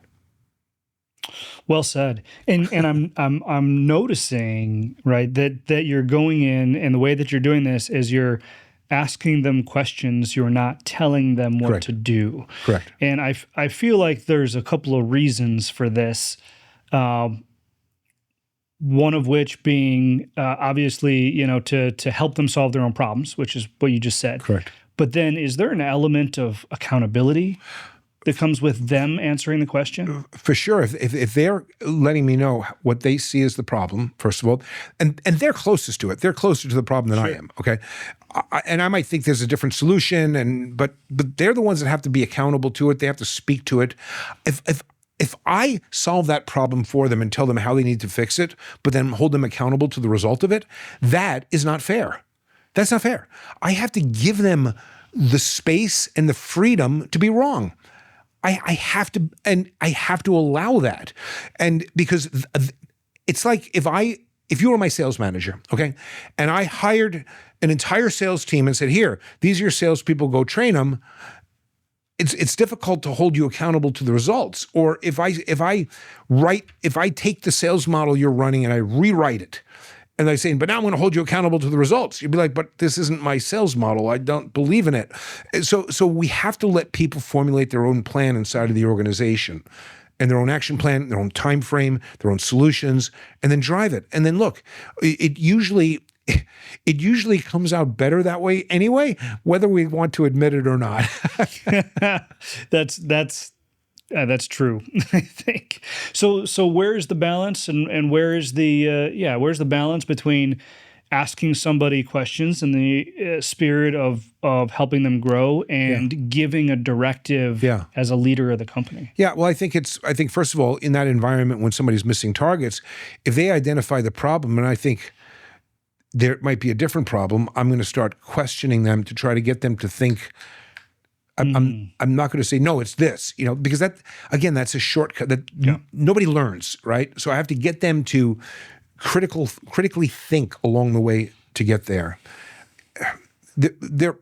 Look, are there times that the leader has to set a new direction for the business because that's what needs to happen for a particular reason? Of course there are. Hopefully you're eliciting the buy-in from a couple of people on your leadership team, or you're thinking through the problem you're trying to solve beyond just in your own head. But there are other times where you have to make a much, much more rapid decision. I remember, again, going back, to COVID.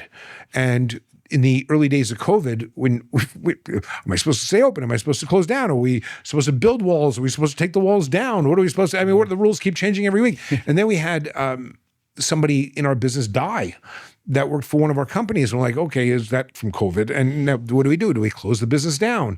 And I remember having I always did a daily huddle with my leadership team. So we would have a daily 15-minute phone call just to check in, just make sure we would do our executive call, and they would have the calls with their team, and those people would have the calls with their team, just to drive communication. And I remember I asked our leadership team, we need to take a vote. Do we close this business down? Do we shut it down? And then I said, wait a minute, let me correct myself. Let me add clarity to it. Do we close the business down today? Because the truth is, I had no idea how to close a business down. I only know how to grow a business. I don't know how to close. Right. Who's checking the mail? Who's paying we still have leased vehicles we have bills that got to be, who's paying all this stuff? How do you close it? So we just added the word today to it. And we all agreed, no, not today, okay? So if we're not closed today, that means we're open. And if we're open, we're marketing. So... but sometimes, look, a leader has to make sometimes they have to make the call that nobody wants to hear. Yeah. And I think you're determining when to do that against when to question is tough. Yeah. It's also different I think that's the other piece of it. And this is really a big piece. I think we have to understand, where are we? There's one thing about the size of the organization, but there's also the competitive landscape and the outside influences. Are we a wartime CEO or are we a peacetime CEO? It requires a very, very different skill set. And we have to change. Mm-hmm. Sometimes we're a peacetime CEO where things are rolling right along, we're growing, and we're building people, hiring people, and then all of a sudden you have a new competitor and somebody's beating you up online. You get there's vendor issues, and we have to shift to becoming a wartime CEO, and that's a very different leadership structure, meeting cadence, decision making, and drive and push that you have to apply to your business. Because when we talk about urgent and important, in a wartime CEO, everything is urgent and important. I have a saying I do some speaking and stuff like that on stage. So right in this realm, I like to say that people resist what they're told and they accept what they conclude. And it's just nice to hear that reiterated. Yeah, that's right. Gives me confidence that I'm doing it right. Yeah, so it's spot on. What about? So I've got a few questions. First, how are you doing? You need a break? Oh, I'm good. Okay, cool. All right. For now. All right, great. You just let me know. All right. Yeah. What about hard conversations? This is something that, candidly, I struggled with for a long time. Still completely unnatural, right? I think that we all have a scale, candor and compassion scale. Each one of us gravitate naturally towards one or the other. I've known people that are naturally candid, struggle with the compassion. I've known people that are naturally compassionate, struggle with the candor. That's kind of where I am. But I've noticed something from the best leaders that I know, and it's they strike a balance between that candor and compassion. But usually in practice, this means having hard conversations go well.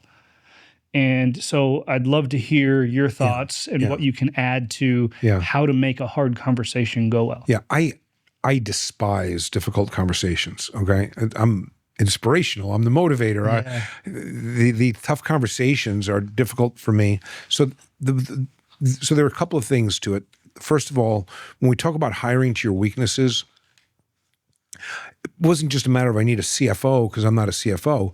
I need somebody that's more comfortable having difficult conversations on my team so they can do some of that stuff. Okay. But also I have to make it so that it's not personal. And the thing about daily KPIs, the thing about the clear boundaries, the thing about a strong culture that's meaningful, it makes the difficult conversations no longer personal. That we're in this to achieve our aspirational goal. This isn't working for you or me. It's clear by the numbers. And especially with variable compensation, because the truth is that if they're not performing, they're not making money. And that's then a much easier conversation to have. I don't want to see you continue to not make the money that you need to take care of your family. I would be giving you a disservice. We've tried. Look, I think there's always a fork in the road, right? You're either coaching or you're making change, right? If somebody's not at a standard. I always want to coach first, and I want to coach probably too many times. Okay, but that's just whatever. Yeah. But at some point, it's irresponsible of me to keep somebody on my team that's on variable compensation and isn't making the money they could make somewhere else, maybe working in a different type of industry. Now, that's irresponsible of me, and I owe it to that person to have that conversation. So I think that's kind of how I talk myself into it. How about that? I want to talk about scalability for a second here, and I love the culture piece. Obviously, that's the meat of what we're talking about here. But scalability, I venture to guess that there's going to be some listeners and viewers of this show that are in the middle of scaling their business, and culture is. Let's hope so. Yeah, right. Well, let's hope so. Absolutely. So culture is important, and that is a giant piece of this. But I'm curious, like if we could start with like a, where do we want to start? Let's say somebody's in the middle of scaling a business from $500,000. No, let's do $1 million to $5 million. Sure. Okay. What is one personal mindset and one professional tactic that they need to have or need to do in order to accomplish this? Yeah. The first thing is that we have to recognize that you have to be profitable if you're going to grow. Okay? You have to be profitable. You have to charge your worth. Not everybody is your customer. And there's nothing wrong with that, okay? There's nothing wrong with that. In fact, if you're closing and whether you're the sole person, you have one or two sales reps, and you're closing 70, 80% of what you're looking at, take a price increase. You don't need to close that high, okay? You want to make sure that you're profitable. And it's hard to know if you're profitable if you're selling everything to everyone. The way to scale a business is, in my opinion, is to constantly remove complexity from the business. You're going to scale by simplifying things. Now, here's the truth on this. It is very easy to make a business complicated, and it's very difficult to keep it simple. That is just true. And sometimes there are these false flags that get your attention out there that, like, I'll give you an example in the one-day bath business. We're already in the bathroom. We're already doing the shower. Why don't we do their toilet too? We're already there. I mean, for an extra, we charge $1,000 for that, or $800 for that toilet, make a great margin. Or why don't we do a vanity? The vanity is, we could do a vanity and charge an extra, whatever, $3,000 for a vanity. I think when you're trying to scale your business, the word margin gives you a false sense of security. And I don't have my pen on me, but here, I'll use my glasses, all right? I'll show you what I mean by that. Let's say I'm in the business of selling eyeglasses, all right? I can buy these eyeglasses for $10 and I resell them for $100. I can hang out in the bar with you and we can sit around and drink a cocktail. I'll drink a dirty martini and I'll talk about, my business, I run a 90% margin. I could brag all day long about my margin. But if I'm only selling one pair of glasses a day, I don't have much of a business. So margin only tells half the story. The other part of the story is something known as dollars per crew day. Every time you send a vehicle out, a crew out, how much cash do you need them to bring back? Yes, I need a certain margin, but the bigger the dollars per crew day, the more the contribution it does to the P&L as well. Both are equally important. So when you start to scale, often scaling happens that I've seen out there, not because companies are just doing the same product, more of it. They tend to start to get a little complicated and take on other things. And if you start to look at your dollars per crew day, those low dollar per crew day projects are often a distraction. I think the other challenge to scaling is that when you start to do a lot of things, it's hard to market to anybody because it's very confusing. When we did the one-day bath business, we only did the shower area. We would walk away from a job if there was a vanity or a toilet, because even though I could charge an extra $3,000 or $4,000, it would add another day to the job. So now my dollars per crew day go from $14,000 The next day it's only $3,000 or $4,000. That's a big, big downside jump. I don't need that. Plus, the clearer you can be in what you do, the easier it is to create very targeted ads, and the clearer you can get with who your real customer is, so I can truly speak to that customer in my marketing messages. So I think those are some of the things when we think about scaling, is that the temptation of wanting to sell more. It's really about being margin-based, deserving. Look, we have to believe that we're entitled to get a certain price, but also that if we create that price, that we're not going to go out of business because we're outselling things. We're charging too much. Look, do you need a formal sales presentation? Do you need a way to teach the customer? We were chatting about this before we came on. Look, I think a sales presentation in the home, a salesperson sells 5 things. If you're the owner that's selling it, there are 5 things you have to sell. Why your product, why your company, why your installation process, why your price, and why right now. If you're not doing one of those 5 things, it might be risky to simply raise prices because you're not telling a good story as to why are we as a company going to take better care of you than anybody else? Why is this product the right product for your home? Why should you trust in this installation process over everything that's out there? Why is this the right price? And what are some good reasons to do it now? The more you can, so if you have that as an infrastructure, then you can start raising your price and being able to charge what you deserve to charge. That was a long-winded answer. No, that's great. How do you determine what you should be charging? Yeah. Well, I think it starts by why does the business exist, right? A business exists really to serve you, right? To serve you, to serve your family, to serve your team members, to serve your customers, right? But it starts by serving you, right? So what does that look like, right? So what lifestyle do you want? How do you want to live? And so these are all questions that not related to the P&L. Then you have the logical questions that say, well, look, I know that I have this much expenses. I know that I need to sell X amount of revenue. And by the way, when you're modeling out your business for next year and the year after that, to me, you never start with top line revenue. Always start with bottom line profit. What do I want my margin expansion to be and that margin dollar to be? In other words, margin expansion, how can I increase my net profit over last year by whatever percentage points, and how much in dollars does that need to be? And then what does the rest of the business, as I stack it up, need to look like in order to accomplish that? What mindset does somebody have to take on in order to avoid imposter syndrome? Yeah. They have to realize that, look, I think business owners want to take great care of their customer. They really do.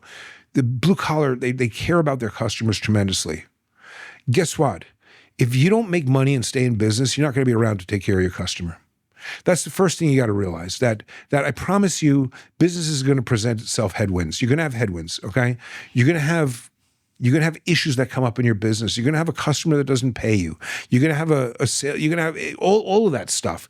You can't allow those kind of headwinds to put your entire business at risk. That's why you have to be profitable if you want to survive in business. You owe it to your business to be profitable. You owe it to your team to be profitable. And you owe it to your customer to be profitable. If I want to truly serve my customer, not just today, but in 10 years from now, if they have a problem, I got to be around to do that. And to do that, I have to charge a certain amount of money. Unapologetically profitable. That's good. Unapologetically profitable. Unapologetically profitable. So unapologetically profitable. Let's talk about that for a second. Thanks for the push. How does this cascade across the organization? I see this a lot, right? I see, I do a little bit of coaching as well, and I see this question pop up. Should I communicate what our profitability is to the organization? Should I communicate my revenue? Essentially what they're asking is, should I tell people how much money we're making? Yeah. Well, I think there are 3 different questions there, right? So look, we did a company meeting every single year, and we talked about our revenue, and our growth in revenue, but then we also connected it to what we called Tundraland Trivia. So we would have our Tundraland Trivia section and talk about not just the revenue gain, but then the association behind it. Like, a Volkswagen weighs 2,500 pounds. We used enough shower caulking that equals the weight of 17 Volkswagens since we opened up our business, or, the Lambeau Field is X amount of square feet. We've installed enough replacement windows to cover Lambeau Field 6 times. So, and the revenue, and here's what the revenue shows up at. So I don't mind people knowing our revenue and seeing the growth in revenue. And I need to be transparent with my financials at a certain level inside of the organization, not for every single individual, but at the executive team and at the manager team. They need to understand the levers that they have to pull and push in order to drive profitability. Mm-hmm. There was a long time when I owned and operated my business where I wasn't transparent with my financials. I didn't start to hit massive profitability until I was, though. Because, you see, I couldn't hit profitability by myself.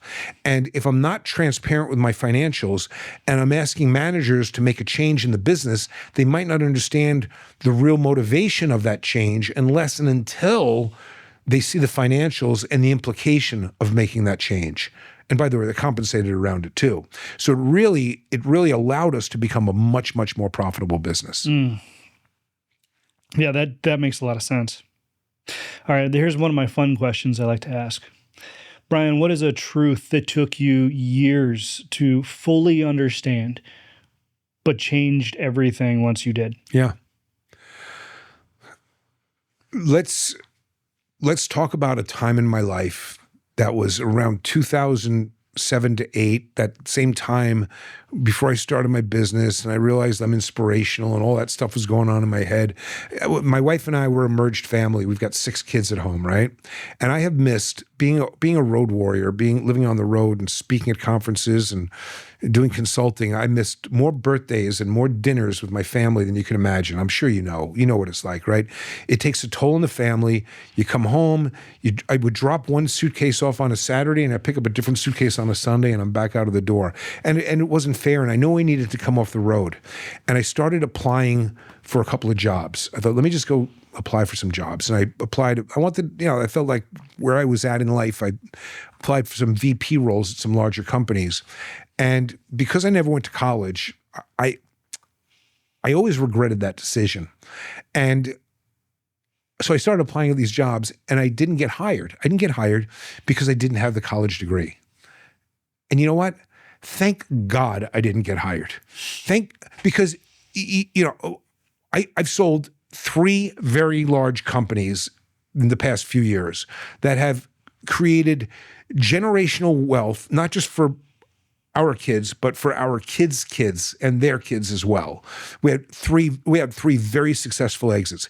If I would have gone to work for that place because I had a college degree, I would have never had the exits I have today.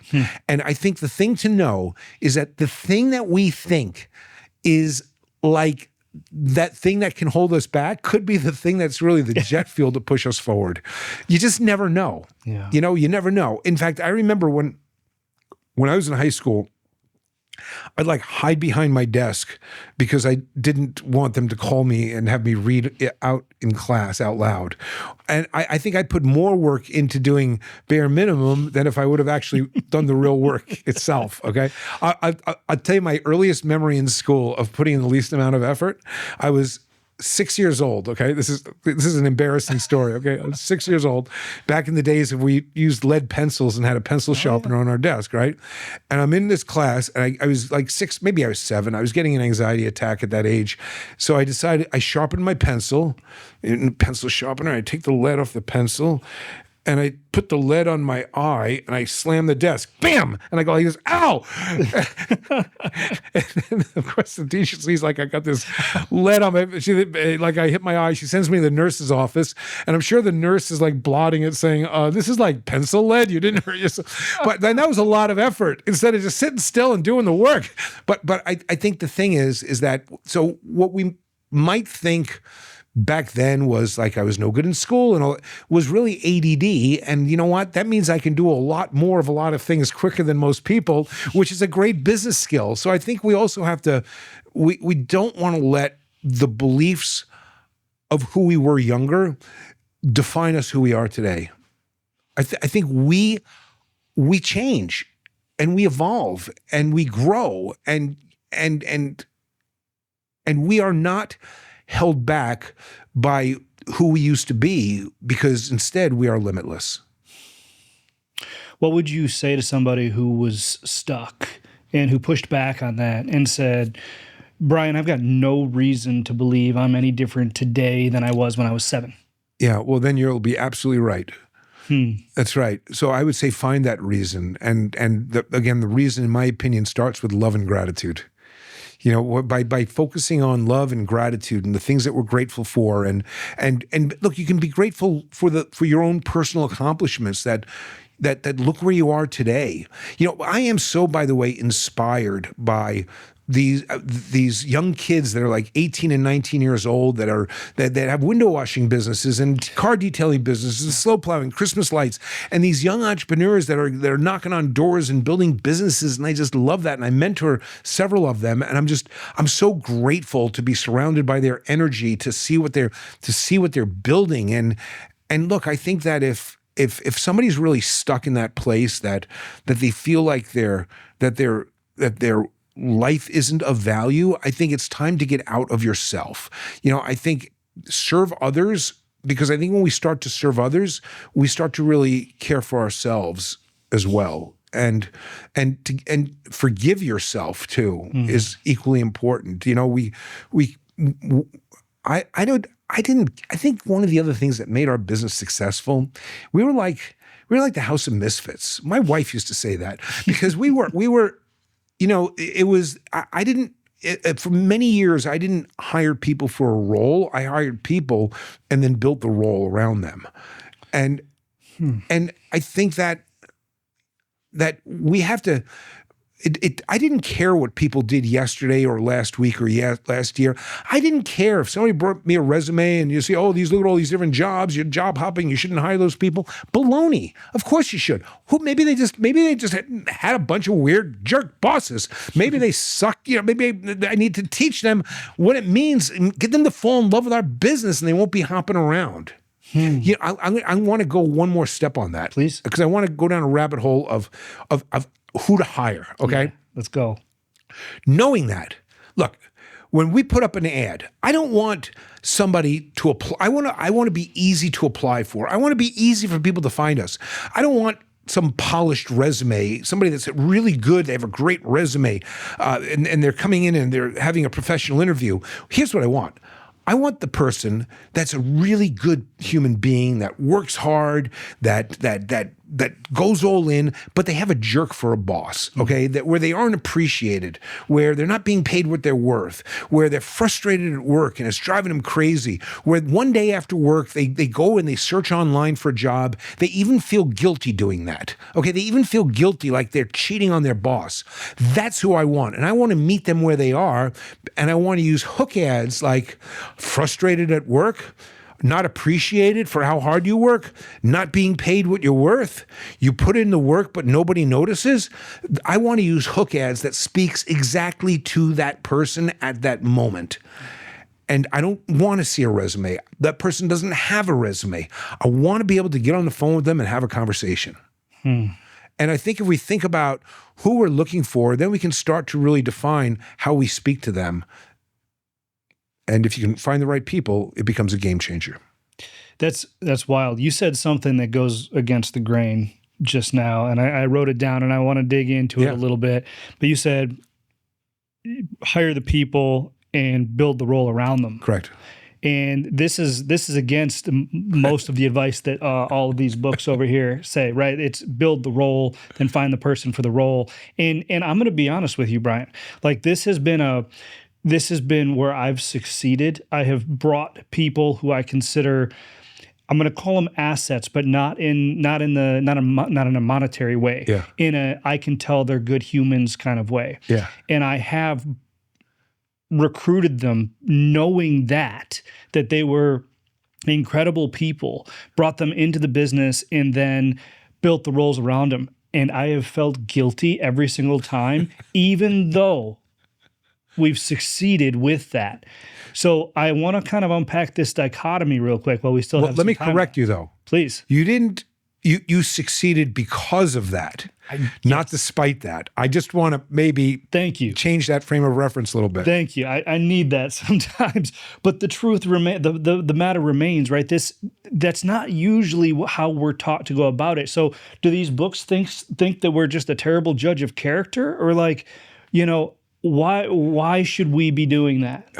Well, because if you're trying to grow a business, the business has needs that you might not even realize are there. So I'll give you an example. If I'm looking to hire somebody on the sales team, and I'm sitting down with somebody, it turns out this person is really good at is really good at marketing, and maybe they used to work for a television station, and wow, maybe I could start a TV campaign inside of my business and they could do the television buying if they already know how to do that. I've always wanted to be on TV, with doing TV commercials. Maybe now I have a person that can actually do that. How do I build a role for them instead of saying, yeah, I still need to hire a salesperson, but I'm going to need more leads anyway. So I think the business should be open to that. I think that it's by the way, it's one of those disciplines that's easier to do when the company is small, especially when I'm doing all the interviewing, where I can, think through it. But as the business grows and grows and grows, and now you're hiring for a salesperson, and if they're not a salesperson, you're not hiring them because of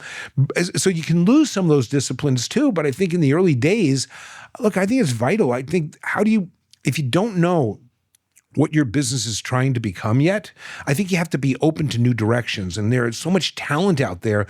You're trying to build a team of people that have a diverse set of skills and knowledge and enthusiasm and energy.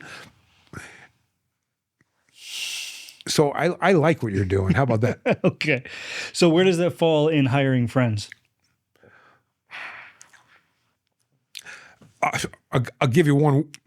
How does it feel about hiring kids, right? So I got 6 kids that worked and they all worked in the business at some point or another. Just none of them ever reported to me.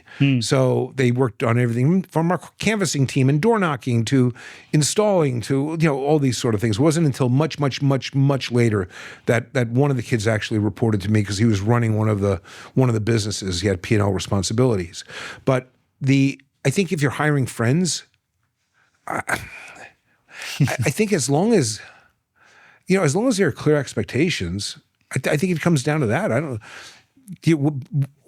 Will your friendship be affected? Probably. But I love it when I want my team members to make referrals for people. I want them to work with friends. Why wouldn't I want to work with friends? Right? I want them to bring their friends into the company. Mm-hmm. Yes, you should bring your friends in, but I'm not going to bring my friends in. That doesn't make any sense, does it? When you really think about it. Yeah. Yeah. No, I'm glad you said that. It's worked out for me. I mean, it hasn't. Yeah, of course. But we all go through that. But it's the ones that I've set clear expectations in the beginning that even if it didn't work out in business, we still remain friends. Yeah. There's none of those circumstances that ever ended in us not being friends anymore. Yeah. And the trust, I think, for me and just everybody listening, I'm holding myself accountable here. Like, when you bring in a stranger to your business because of the accolades that they have, it still takes time to earn trust. When you bring in a friend to your business, you're usually doing it because you trust them. Yeah. And look, it also depends upon how hard it is for you to find talent. We were really, really good at attracting talent. Yeah. You're attracting or you're promoting. And I think you want to attract talent. If you do great things in the community and done a lot of cool things and still continue programs that still exist today that I'm involved in, which is Bass for the Brave, which I'd love to chat about in a moment. Sure. But look, the year before I sold my business, and this is, again, Appleton, Wisconsin, more cows than people, right? And Packers fans. Yeah. We received over 9,000 job applications that year in our business. So we had no problem attracting people.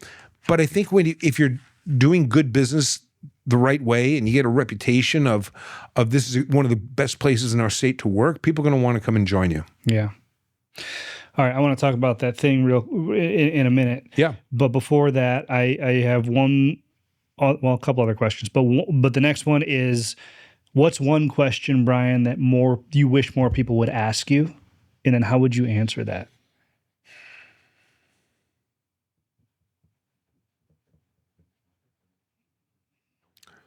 Well, I think not enough people ask.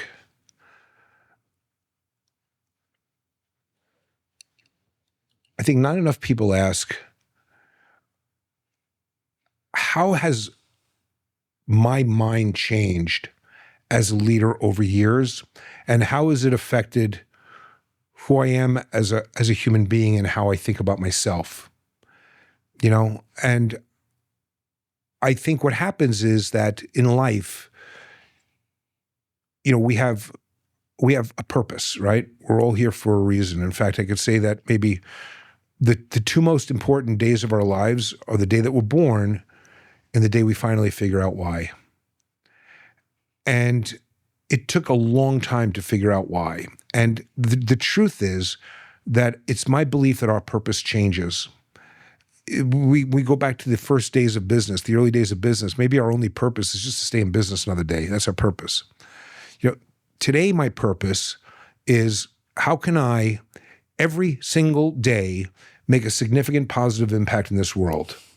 Now, it's my belief that the best way I can do that is through the entrepreneur, through the business leader, through the manager, because when you help them, the ripple effect is massive, and especially in the blue collar space. That's why I love mentoring them. I don't do paid consulting. I just don't do it. I volunteer my time for the blue collar industry. That's how I choose to volunteer my time and give back, and that's my purpose. But I think it's okay that in our mind that we're revisiting our purpose, because what was our purpose 2 or 3 or 4 years ago, is it still our purpose today?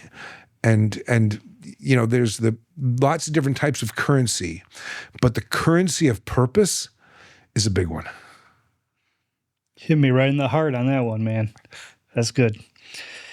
All right, what was that thing you wanted to talk about? Oh, baths for the brave. Baths for the brave. Yeah. Okay, what is that? So part of what allowed us to be the unintentional consequence of doing good in our communities is when you're in the shower business, the one-day bath business, it's a great business, okay? It's highly scalable. You're done in a day, great margins, but there's also a fair amount of sadness in that industry, because you go into these homes and sometimes people are updating a shower because they just want to make it prettier. But other times you're going to these homes and you're dealing with people, and we've gone to countless homes where we see like these veterans that have served our country proudly, not afraid of anything. And now they have this bathtub that's impossible to step over, and they're petrified to take a shower safely in their own home. They're trying to hang on to the shower curtain while stepping over the bathtub. And the bathroom is the most dangerous room in the home. In fact, 60% of all injuries that happen in home happen from a fall in the bathroom. And of that percent, of the people that fall in the bathroom, upwards of more than half of those people, that fall turns into a life-changing injury where they never come back home again, where it sends them into a nursing home or something, or a facility. And it's sad that a veteran has to live like that is petrified to take a shower in their own home, but because they have mobility issues, but they also have no money to do anything about it. So we started thinking about, how can we do something? The first time we did something about it was this guy named Mike Allstein. He was in Green Bay, Wisconsin, and he did 2 tours in Iraq, comes home from Iraq and is diagnosed with MS. Bam, the guy's in a wheelchair, just like that. We heard about his story, so we had his mom work with us and had Mike enter a sweepstakes, but it was a fake sweepstakes. He was the only entrant. Okay, so surprise, he won. And what he won a day out at Lambeau Field. He won for a tour of Lambeau in his wheelchair, and then the evening at a hockey game with a bunch of friends. So we met him at the hockey game, and we actually wheeled him out on the ice for a service. And he doesn't know who I am, and I just met this guy. Thank you for your service. And we point to the Jumbotron, and we showed on the Jumbotron that when Mike left his home at 11 a.m., our guy snuck into his house, crashed his bathroom, and made it handicap accessible while he was gone all day. And that put us on a mission that said, this is cool. How do we do this at scale? So I founded a program called Baths for the Brave, where we surprise veterans once a year on Veterans Day with free, safer shower systems. We don't just do it in Wisconsin, we do it across the country. So to date, we've installed almost $5 million in free showers for veterans across the country on Veterans Day. The last year, we were in 35 different states with it. This year, we were in 20 some odd different states with it. Next year, I think we'll be in 40 plus states with it. Like-minded, blue-collar home improvement companies going to veterans' homes under the flag of Baths for the Brave, giving their people on their team a chance to make a difference in somebody's life by using the skills that they were given, use their hands. It does such a good thing for the culture, the community. And by the way, the communities come out and support these veterans on these days. The fire department comes out and changes smoke detector batteries. The elementary schools, they write thank you cards to the veterans to open up on the day of their crash. It just is and we've never raised a penny for this. We've never raised a penny for it because it's a movement. And you can go to the website, bathsforthebrave.com. It's also a Facebook page, and see the stories of these veterans where on, the day before we got there, the things we take for granted, like taking a shower in our own home safely, that has been off the table for them. But the day we leave, they can take care of themselves safely in the dignity of their own home. And it's just a real feel-good thing, and it's something I'm glad that still continues. Well, I appreciate you sharing that. I've got the utmost respect for veterans, and as a special place in my heart. And somebody I trust implicitly and respect once told me that the best way to keep what you have is to give it away, and it's clear that you're giving back in ways that actually matter. So thank you for doing that. Yeah, well, it's not just me, though. It's all these like-minded companies that I couldn't do it without. And it's cool. The thing on one hand, it's sad because there's no shortage of veterans that need help. On the other hand, it's humbling that there's no shortage of great home improvement companies that raise their hand that say, how do I participate in that next year? And that gives me lots of hope and gratitude. That's amazing. Brian, what's the most important thing we haven't talked about today? Well, I think there's a lot of activity around selling businesses, exiting businesses, when private equity calling people and such. And, I think there should be a little conversation about that, when I think one of the understanding what is a buyer really looking for, okay? Mm-hmm. Before you think about selling your business, think about what is the buyer looking for.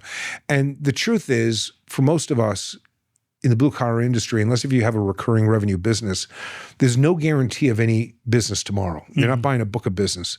They're buying the belief that you can grow your business tomorrow, next week, next year, and so they're buying the future, which means they're buying systems and processes and disciplines. They're buying a leadership team. They're buying stories as much as they are anything else. But so if you really want to one day exit your business, you have to really focus on building a dynamic leadership team that really, really runs the business, especially if you don't want to stick around. Now, we're not going to talk about working on your business versus working in your business. I think that's all baloney too. I think you work with your business. Sometimes you're in your business and sometimes you're on your business. We have to work with your business. But ultimately, if you really want to have a great exit, you have to get over, the closer you can get to $2 million a year in EBITDA, the more attraction you're going to get from private equity groups. And the better you are at hitting forecasted targets, the more sellable your organization is. Do that. And you know what? You can still sell a business without any guilt too, because like for me, the business got to be so big. It got to be so big that, if I got hit by a bus, it wasn't fair for my wife to have to step in and run all these companies. And I was finding for myself, I was becoming more and more risk averse as the business was bigger. I was like, I'm constantly getting nervous here. So I needed to create an opportunity where my team, who has bigger legs, stronger legs, and wants to run faster with more heart, give them a chance to keep on running. So that was kind of my motivating factor. Yeah, that could be an entire episode alone. Maybe we'll have to do this again sometime. Would love to, my friend. All right. Well, where can people find you? Where can people find your book? Yeah. Well, you can find the book. You can find the book on Amazon, but I have to plug something on the book. Okay. Beyond the Hammer. Okay. It is a book on leadership, culture, building high performance teams for the blue collar industry. Okay. Written for this industry. Now, it's not just in print, it is also an audiobook. And if you love audiobooks, I promise you, as sure as I'm sitting here, this will be one of the best audiobooks you've ever listened to. And I'll share with you why. The book's two-part process, the two-part format. The first book is a business parable with characters and character arcs, and you read the book, right? You read, okay. So I have no problem reading an audiobook, especially the second half on strategy. I wasn't about to try to read the business parable. I wanted the best narrator I could find or think of to read the business parable. My favorite book narrator of all time is a person named Eduardo Ballerini. He used to be an actor on The Sopranos, and he does all the James Patterson books and all these books. So I got him to read the business parable, and he just took that parable and he made a story out of it with these characters bringing it to life. I promise you, it's a fantastic audiobook too. But so go to Amazon, audio, print, whatever you like. And check out the reviews. And of course, you can always get a hold of me personally at briangottlieb.com. Drop me a note. I'm always a phone call away if you need me. Awesome. Now I got to get the audiobook because I've only read the book. You have to get the audiobook, okay? All right. Sold, man. Well, listen, Brian, I know you're a busy guy. I appreciate you coming in. Thank you for having me. I appreciate, you sitting beside me today and delivering all this wisdom and insight, not only to our audience, but to me. Look, I'm grateful to what you do because you do this. I'm in your home, okay? There's a section of your home right here, right off your hallway. Your family's right up there. I see your Christmas tree that you've dedicated to making a positive impact in this industry, that you say that you're going to take this corner and this is where you're going to make a difference. And I appreciate the work you do and the reason you do it because you just want to give back and with nothing in return. That's really cool. So thank you. Thanks, Brian.